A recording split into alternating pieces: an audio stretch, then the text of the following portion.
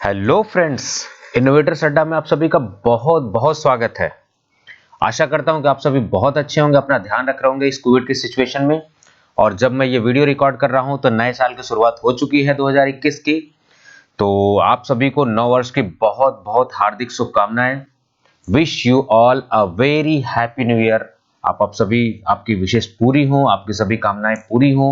आप जो है बिल्कुल हंसी खुशी से रहें। ये नव वर्ष आपके लिए बहुत ही खुद बहुत ढेर सारी खुशियां लेकर आए।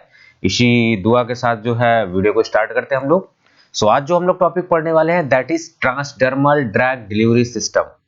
ठीक है, it's a part of NDDS, novel drug delivery system का एक सिलेबस है, ट्रांसडर्मल ड्रग डिलीवरी सिस्टम।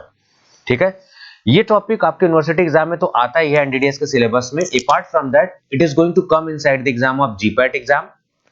तो क्वेश्चन किस तरीके के हो सकते हैं वो हम लोग आगे later on we are going to discuss. तो चलिए वीडियो की शुरुआत हम। इनोवेटर्स अड्डा एक ऐसा चैनल है जो कि फ्री ऑफ कॉस्ट है। आपको केवल प्लेलिस्ट को अच्छे से देखना और जो जो वीडियो आपके इंटरेस्ट की है उनको देख लेना है, so that you can maximum utilise this channel. ठीक है, तो ट्रांसडर्मल ड्रग डिलीवरी सिस्टम हम लोग पढ़ने से पहले एक पिक्चर को थोड़ा सा दिमाग में इसको देखते हैं और चीजों को समझने की कोशिश करते हैं।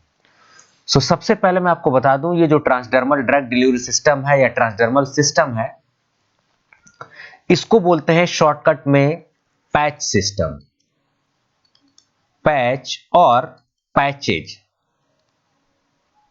तो जैसे पैच का नाम लिया जाए आपके दिमाग में तुरंत फटाफट आ जाना चाहिए कि it's a transdermal drug delivery system. अभी दिखाऊंगा। इस पिक्चर को देखने के बाद हम लोग समझते हैं थोड़ा सा क्या क्या कंपोनेंट है। ये जो येलो पार्ट आप देख रहे होगे, this part is patch basically, got the point. And here this whole portion is your skin. तो यहां पे पैच आपकी क्या है, स्किन के ऊपर अडेयर कर दी गई है, चिपका दी गई है। ये आप समझ पा रहे हो।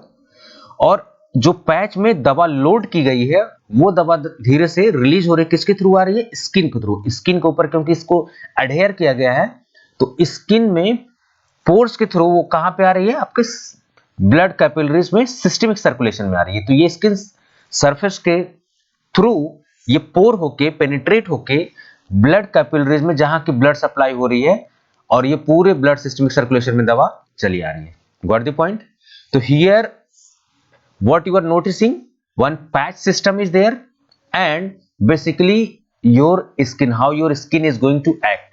तो यहां पे जो सबसे इंपॉर्टेंट देखने वाली चीज है कि पैच क्या चीज होती है, पैच बनती कैसे है और आपकी स्किन कैसे एक्ट करती है उस चीज पे।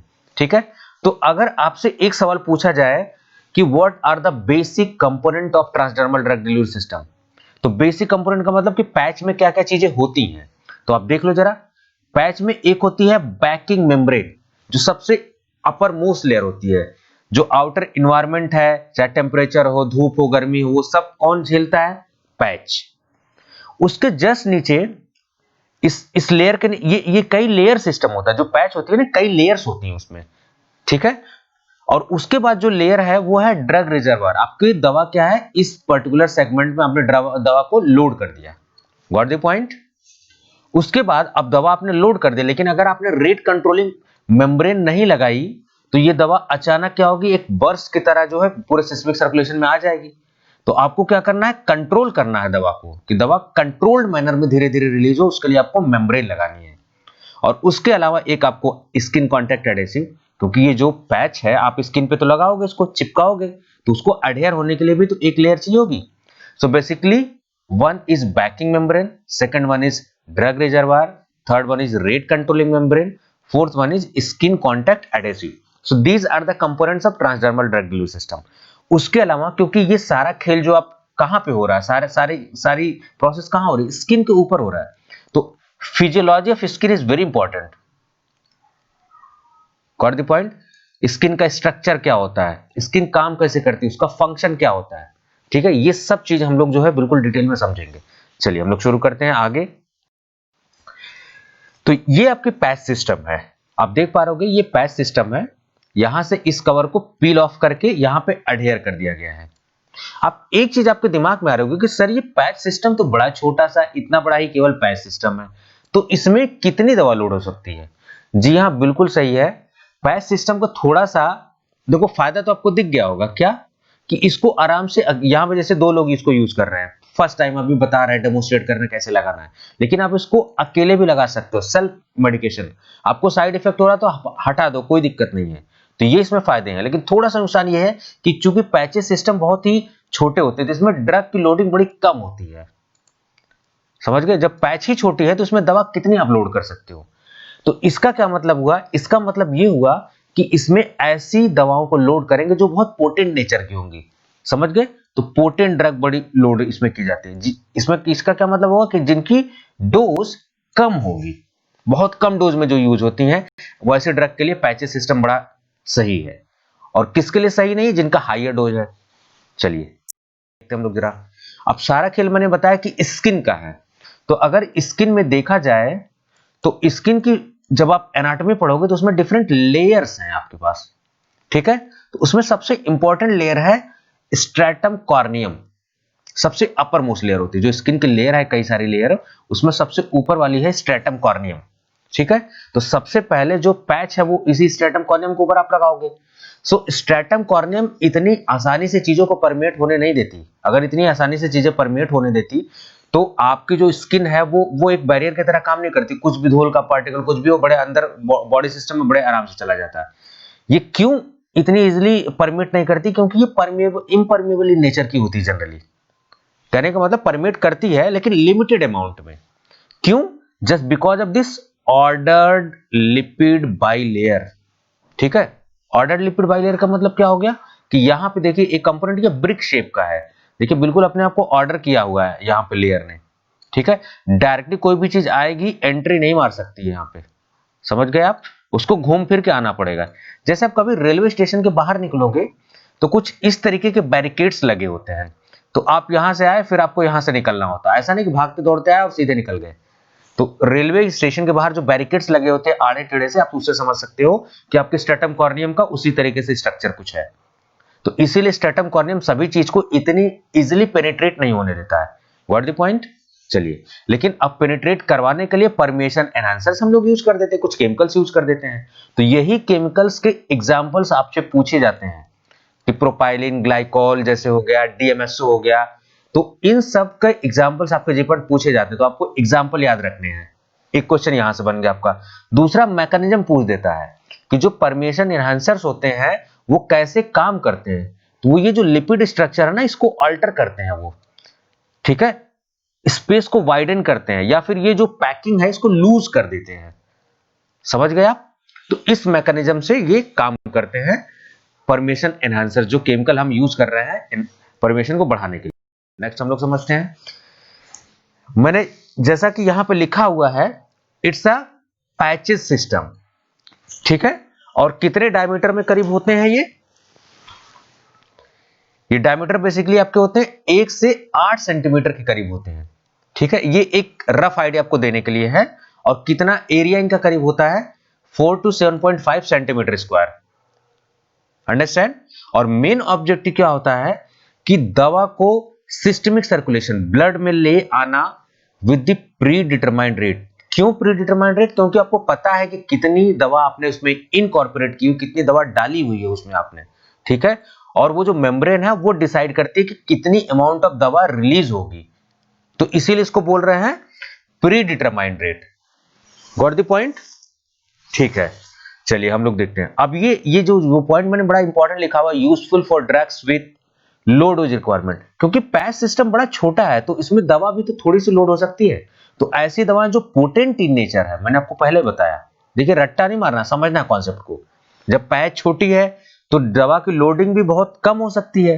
तो दवा, ऐसी दवाओं की लोडिंग किस टाइप की दवाओं की लोडिंग होगी?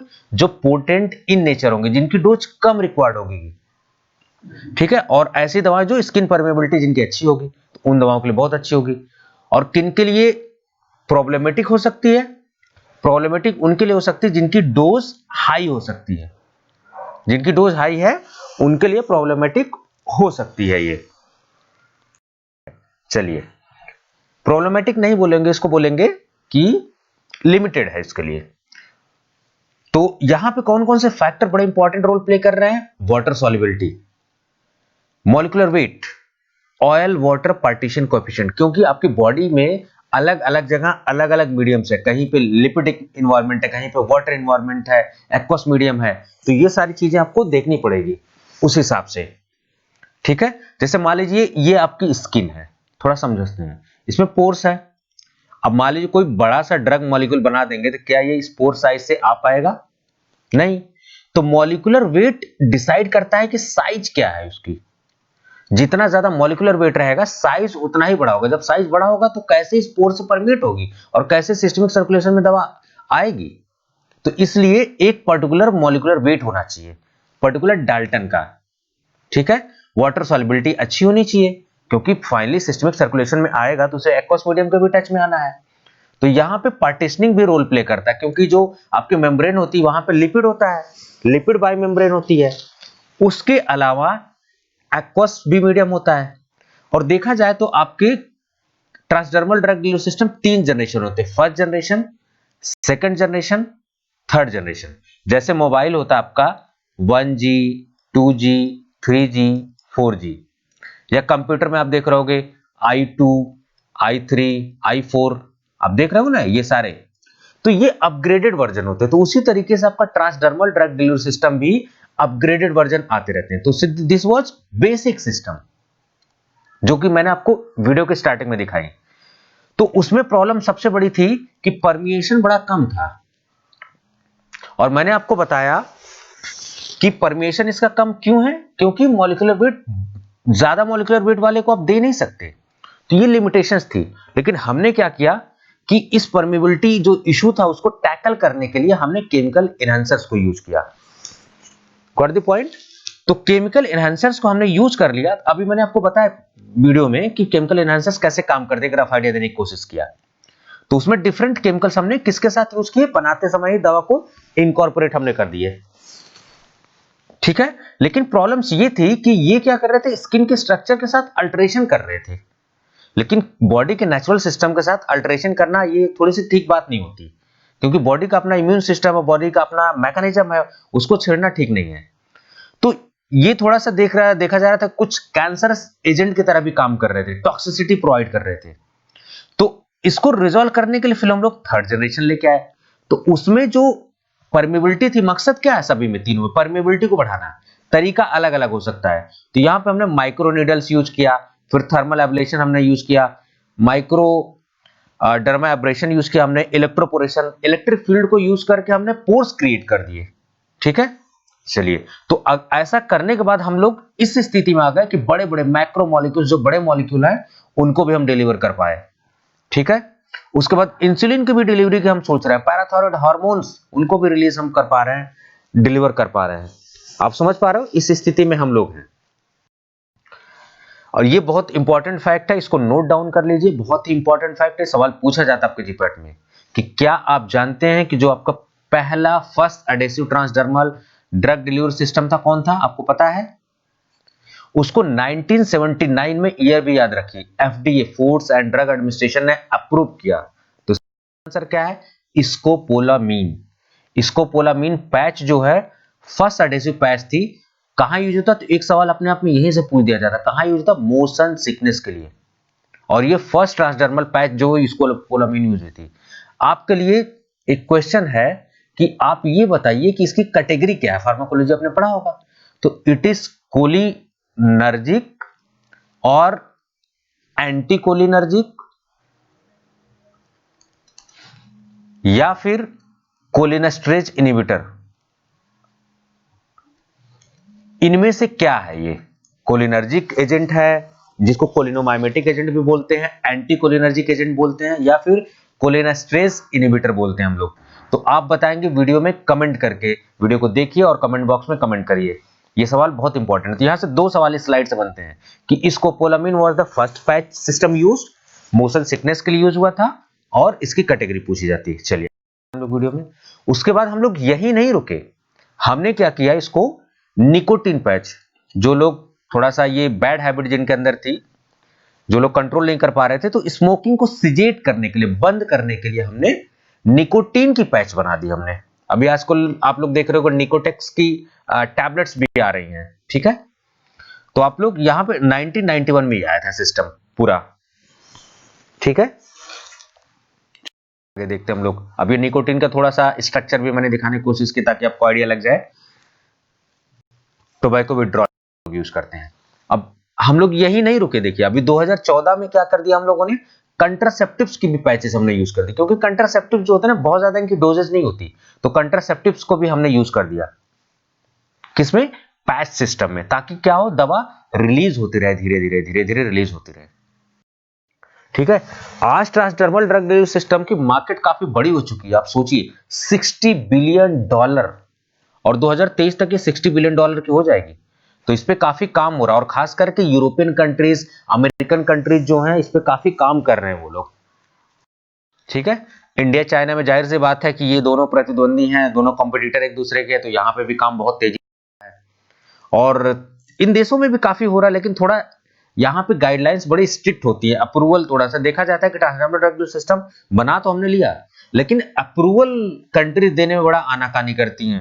तो ये थोड़ी सी ऐसी कंट्रीज जैसे यूएसए हो गया, कनाडा हो गया, ऑस्ट्रेलिया हो गया, यूरोप हो गया, थोड़ा सा यहाँ पे टाइट गाइडलाइंस है, स्ट्रिंजेंट गाइडलाइंस है। बट ऐसा नहीं कि अप्रूवल नहीं मिलता है, क्योंकि यहाँ पे मैक्सिमम ज्यादातर लोग यूज करते हैं, ये लोग डेवलप। अब सवाल आता है कि ये ट्रांसडर्मल ड्रग डिलीवरी सिस्टम क्यों, तो सिंपल सा बहुत जवाब है, इट्स अ पेनलेस सिस्टम, कोई इंजेक्शन नहीं लग रहा है, नॉन इन्वेसिव नेचर, सीधे आपको पैच को अडेयर करना है, कोई इंजेक्शन नहीं लग रहा है। अंडरस्टैंड, आपको समझ जाना चाहिए कि ये पेनलेस सिस्टम है।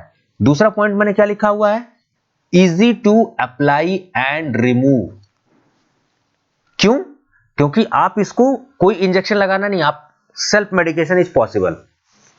So what you can basically do, self medication is possible inside this transdermal drug delivery system. Understand? So आप अपने से खुद से उसको यूज कर सकते हो, और अगर आपको साइड इफेक्ट हो रहा है, कोई टॉक्सिसिटी हो रही है, then you can also go for rapid termination. तो कहने का मतलब अगर साइड इफेक्ट हो रहा है तो आप टर्मिनेट भी इसको कर सकते हो, अप्लाई भी कर सकते हो, तो टर्मिनेट भी इसको कर सकते हो। कितना अच्छा सिस्टम है ये। दूसरी बात, कंट्रोल ड्रग डिलीवरी सिस्टम के लिए हम लोग जा सकते हैं। कंट्रोल क्यों, क्योंकि वो जो मेम्ब्रेन आपको दिख रही थी उसमें छोटे छोटे पोर्स होते हैं, वो पोर्स क्या करते हैं, दवा को कंट्रोल्ड वे में रिलीज करने की कोशिश करते हैं। तो जब कोई चीज कंट्रोल्ड वे में रिलीज करोगे तो फ्रीक्वेंसी कम हो जाएगी, तो बार बार आपको वो चीज खानी नहीं पड़ेगी, एडमिनिस्ट्रेट नहीं करनी पड़ेगी। ठीक है, हफ्ते में एक बार, आप सोचिए कि वंस वीकली एक बार आपने पैच लगा दिया, एक हफ्ते तक पैच काम करती रहेगी आपकी। तो ऐसे सिस्टम कहां पे सबसे अच्छे काम कर सकते हैं, क्रोनिक बीमारियों के लिए, जो ऐसी बीमारियां जिनका इलाज लंबे समय तक होता है, तो क्रोनिक कंडीशन या क्रोनिक डिसीजेस के लिए हम लोग पैचेस सिस्टम की यूज करते हैं, जहां पे कि प्लाज्मा लेवल जो है काफी देर तक मेंटेन रहे। समझ गए, ऑनसेट ऑफ एक्शन भी इसका काफी अच्छा है, 5 से 15 मिनट के करीब जो है फटाफट इसका ऑनसेट ऑफ एक्शन भी हो सकता है, तो बहुत ही अच्छा सिस्टम है ये। तो ये इसके एडवांटेजेस हैं। कोई आपसे पूछे कि ट्रांसडर्मल ड्रग डिलीवरी सिस्टम क्यों, तो ट्रांसडर्मल ड्रग डिलीवरी सिस्टम इसलिए क्योंकि ये फायदे हैं। अब एडवांटेजेस आपको मैंने बता ही दिए कि पेनलेस ड्रग डिलीवरी सिस्टम है, लोकलाइजेशन जहां चाहो आप वहां यूज कर सकते हैं इसको, easy to apply, easy to remove है। फर्स्ट पास मेटाबॉलिज्म क्या कर रहा है, फर्स्ट पास मेटाबॉलिज्म नहीं हो रहा, क्यों, क्योंकि ओरल रूट से जब आप जाते हो तो लीवर में आप यूज कर रहे हो, जैसे लीवर सिस्टम में आती है दवा, तो वहां पे क्या होती है, थोड़ा सा लॉस होती है, मेटाबोलाइज होती है, लेकिन यहां पे लीवर इन्वॉल्व ही नहीं है, तो फर्स्ट पास मेटाबॉलिज्म नहीं है, यहां पे सेल्फ मेडिकेशन इज पॉसिबल। और ऐसी दवाएं जो जो जिनका जीआईटी डिग्रेडेशन हो जाता है या एब्जॉर्प्शन में प्रॉब्लम होती है, उनके लिए भी ये एक अलग रूट काम कर सकता है, रैपिड टर्मिनेट भी आप कर सकते हो। फ्लक्चुएशन जो ड्रग लेवल में, जो बॉडी प्लाज्मा लेवल में ड्रग का फ्लक्चुएशन होता है, वो भी आप कम कर सकते हो। ठीक है, क्यों, क्योंकि कॉन्स्टेंटली कंट्रोल्ड रिलीज में हो रही है, और जब कंट्रोल्ड रिलीज में हो रही है तो बार बार आपको दवा को इनटेक नहीं करना पड़ेगा, तो आपका जो है फ्रीक्वेंसी ऑफ डोजिंग भी कम हो जाएगी, फ्रीक्वेंसी ऑफ एडमिनिस्ट्रेशन भी कम हो जाएगी। अब सोचिए कि एक एक हफ्ते तक ये काम कर रहा है, कंट्रोल ड्रग डिलीवरी और क्रोनिक डिजीज के लिए यूज हो। लेकिन अब हर सिस्टम के कुछ खामियां होती हैं, कुछ प्रॉब्लम्स भी होती हैं, तो कभी कभी देखा जाता है कि इसका जो लैग टाइम है इफेक्टिव शो करने में कभी 2 से 6 घंटे भी लग जाते हैं कभी कभी। ठीक है, अब जब स्किन पे आप लगा रहे हो तो इरिटेशन भी, सभी को सूट नहीं कर सकता, इरिटेशन भी हो सकता है। ठीक है। लेकिन इस इरिटेशन से निजात पाने के लिए, इसको टैकल करने के लिए, to overcome this problem, we have came up with this pro drug approach. Understand? कैसे प्रो ड्रग क्या होता है, इस पे भी क्वेश्चन पूछा जाता है कि either these are medicinally active agent और फार्माकोलॉजिकली इनएक्टिव एजेंट। आप वीडियो में कमेंट करके बताएंगे कि pro drug pharmacologically inactive component होता है या फिर मेडिसिनली एक्टिव कंपोनेंट होता है। अब ऐसी दवाएं जिनका हाई ब्लड लेवल जरूरत होती है, उनके लिए अनसूटेबल सिस्टम होता है। मैंने पहले ही कह दिया था आपको। जिनकी स्किन परमेबिलिटी जो होती है कम होती है, उनको भी नहीं दे सकते हम। ज्यादातर हम पोटेंट ड्रग्स के लिए यूज करते हैं, तो पोटेंट ड्रग्स के लिए लिमिट हो गई है, ठीक है। अभी इनको एक्सप्लॉइट करने की जरूरत है, इनमें रिसर्च करने की जरूरत है कि माइक्रो मॉलिक्यूल्स में क्या। अभी देखो डीएनए आरएनए हम लोग तो दे ही दे रहे हैं इसको, लेकिन और भी मॉलिक्यूल्स के लिए इसको एक्सप्लोर करने की जरूरत है, ठीक है। अब स्किन से परमिएट कैसे चीजें होती है वो थोड़ा सा हम लोग समझते हैं। तो स्किन के, अब सारा खेल स्किन का ही, तो स्किन लेयर को भी समझना पड़ेगा। तो यहां से भी क्वेश्चन आ जाता है वन डे क्वेश्चन में कि largest organ of the body कौन है? स्किन है आपकी। परमेबिलिटी बैरियर की तरह काम कर रहा है, ठीक है। बाहर से फिजिकल, केमिकल और माइक्रोबायोलॉजिकल अटैक्स अगर होता है उसको रोकने का काम करता है। थर्मोस्टेट की तरह काम करता है, आपके बॉडी टेम्परेचर को रेगुलेट करता है, बीपी को रेगुलेट करता है, जो यूवी रेज बाहर से आ रही है ऊपर से सनलाइट से, उनको प्रोटेक्ट करने की कोशिश करता है, ठीक है। ये सारे एडवांटेजेस है। तो बेसिकली अगर देखा जाए स्किन में, तो स्किन में आपकी 3 लेयर होती है। एक होती है एपिडर्मिस, एक होती है डर्मिस, एक होती है सबक्यूटेनियस टिश्यू, ठीक है। तो एपिडर्मिस का ही एक पार्ट है स्ट्रेटम कॉर्नियम। अब देखिए कई लेयर होती है, stratum corneum, stratum granulosum, stratum germinativum, stratum lucidum. ये पूरा लेयर आपको याद होना चाहिए ऑर्डर, ऊपर से नीचे।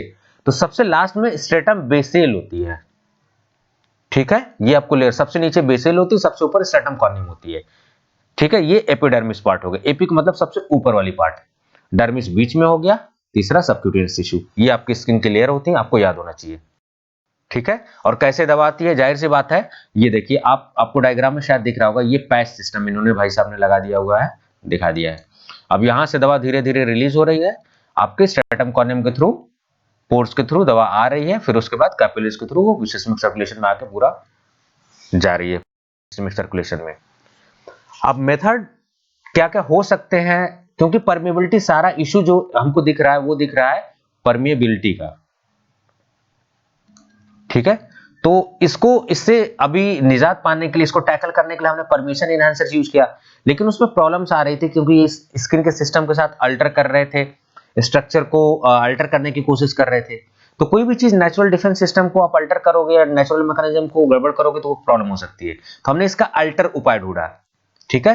जैसे मैं आपको एग्जांपल दूं, सीएफसी, क्लोरोफ्लोरोकार्बन जो होती हैं वो ग्लोबल वार्मिंग कॉज करते हैं, आपके पूरे ओवरऑल एटमॉस्फेयर का टेम्परेचर। तो हमने क्या किया, क्लीन एनर्जी की बात हम लोग करने लगे, clean energy and green energy की बात करने लगे।